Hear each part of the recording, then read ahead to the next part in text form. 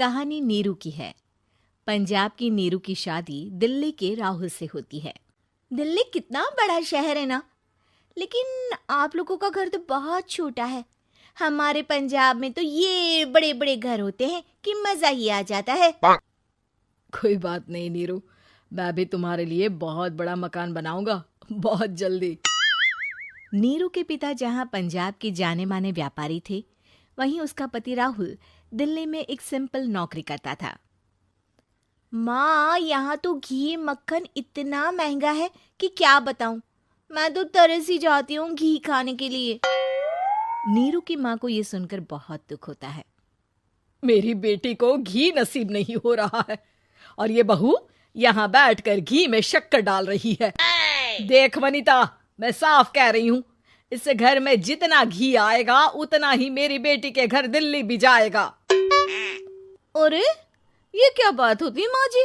बेटी का उतना ही करो जो अच्छा लगे। अब क्या मायके से घी और मक्खन तक की सप्लाई करोगी आप? हाँ, मेरी बेटी किसी चीज को तरसे मुझसे बर्दाश्त नहीं होता। अब क्या था, नीरू के मायके में 2 किलो घी आता तो 2 किलो दिल्ली जाता नीरू के पास। एक दिन, माँ बड़ी गर्मी पड़ती है दिल्ली में। इस घर में तो एक ही एसी है और वो भी ड्राइंग रूम में। सारा परिवार एक ही कमरे में सोता है। हाँ बेटा, वो तो हर घर की कहानी है। यहाँ भी एक ही एसी है। अरे बिल इतना आता है कि क्या बोलूं। तभी वहां राकेश आ जाता है। माँ, थोड़ी देर में यहाँ कुछ प्लम्बर आएंगे मेरे कमरे में एसी लगाने। जरा ध्यान से लगवा देना ना माँ। ओए, ऐसे कैसे तेरे कमरे में एसी लगेगा? हाँ राकेश, एक बार बात तो कर लेता। अरे पापा, वो वनिता को गर्मी में नींद नहीं आती। ड्राइंग रूम में सबके साथ सोने में वो अनकंफर्टेबल है, इसलिए। अरे पूरे परिवार के साथ वहां तेरी बहन नीरू भी तो सोती है। वो नहीं हो रही क्या अनकंफर्टेबल? समझ रहा है ना?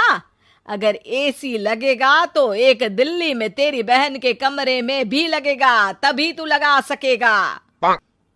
राकेश वनिता को सारी बात बताता है। वनिता करती भी क्या, मन मारकर बैठ जाती है। माँ, ये लोग ठीक नहीं है, क्या करूं मैं? अरे बेटी, यहाँ आ जा, तू यहाँ आकर रह ले। अरे छोड़ दे ऐसे पति को। कैसे छोड़ दूं माँ? समाज क्या कहेगा, लोग क्या कहेंगे? वैसे भी मेरा एक बेटा है मयंक। अरे हटा बेटा, तेरी उम्र ही क्या है, इतनी परेशान रहेगी तो काम कैसे चलेगा।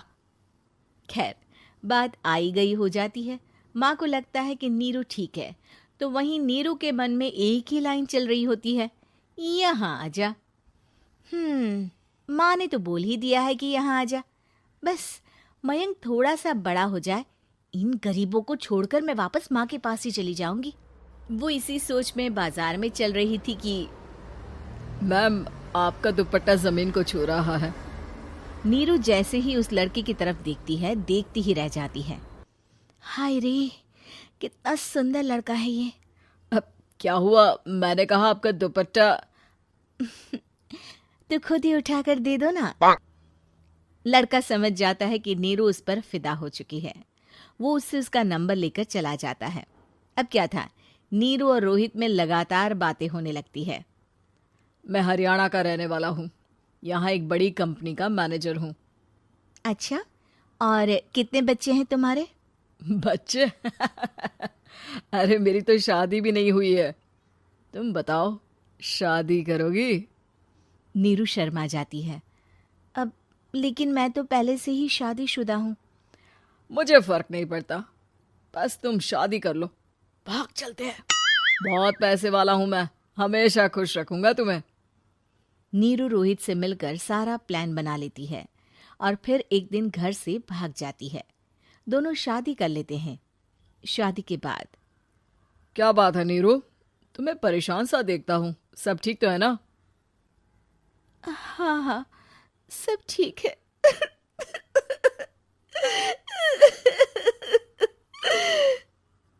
ये कहते कहते ही वो रोने लगती है। अरे क्या हो गया, रो क्यों रही हो? मैंने तुमसे एक बात छुपाई है। और वही बात अब मुझे परेशान कर रही है। रोहित, मेरा एक बेटा भी है, उसका नाम मयंक है। क्या बात कर रही हो? ये तुमने मुझे पहले क्यों नहीं बताया? देखो नीरू, मेरी माँ को मैंने ये नहीं बताया है कि तुम शादीशुदा हो। बच्चा मैं मैनेज नहीं कर पाऊंगा। नीरू को समझ में नहीं आता कि वो क्या करे। तुम उस बच्चे को अपनी माँ को क्यों नहीं दे देती? नीरू चुपके से माँ को फोन करती है। माँ, क्या मयंक को तुम रख सकती हो? बेटा, मैं राकेश के साथ बात करती हूँ। आखिर घर का बेटा वही है, जो वो बोलेगा। वैसे भी बेटा, तूने जो किया है ना, उसके बाद से पूरा घर तेरी बुराई कर रहा है। मैं भी अब किसी से तेरे लिए लड़ नहीं सकती। राकेश बेटा, नीरू ने तो जो किया बहुत ही बुरा किया, लेकिन मैं सोच रही थी कि क्यों ना मयंक को हम यहाँ ले आए। तभी वनीता बोल पड़ती है। वाह जी, ऐसे कैसे यहाँ ले आए?